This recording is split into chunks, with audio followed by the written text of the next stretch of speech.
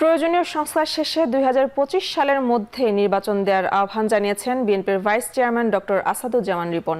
জাতীয় প্রেস ক্লাবে জিয়া শিশু কিশোর মেলা আয়োজিত আলোচনা সভায় তিনি এসব বলেন।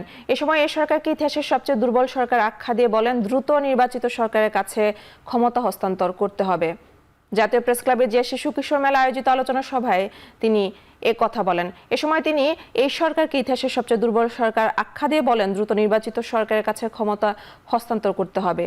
সরকারের মুখে সংস্কারের কথা বললেও দৃশ্যমান কোনো সংস্কার দেখা যাচ্ছে না বলে অভিযোগ করেন তিনি। এ সময় সবাইকে সতর্ক করে বলেন, আন্দোলনের আকাঙ্ক্ষাকে বিভক্ত হতে দেয়া যাবে না, তাহলে ফ্যাসিবাদরা সুযোগ পাবে। ঐক্যবদ্ধ নেতৃত্ব দিয়ে আগামী নির্বাচনে জয়ী হওয়ার আশাবাদ ব্যক্ত করেন তিনি। যে সরকার জনগণের ভোটের তোয়াক্কা করে না, সেই সরকার তো স্বৈরাচারী হতে বাধ্য। আর যে সরকার নির্বাচিত সরকার হয়, যে সরকারকে জনগণের কাছে যেতে হয়, সে সরকারকে জনগণের ভাবনা মাথায় রাখতে হয়। সে স্বৈরাচারী হয়ে উঠতে পারে না। আমরা সেই ব্যবস্থা চাই যে 5 বছরের জমিদার মার্কা কোনো সরকার চাই না। 21 বছর একবার ক্ষমতার বাইরে ছিলেন আপনার বাবার দুঃশাসনের কারণে, আর আপনি যে দুঃশাসনের চূড়ান্ত জায়গায় দেশটাকে নিয়ে গিয়েছেন, আপনি 63 বছর পরেও আপনার দলকে আর কখনই কামব্যাক করাতে পারবেন না।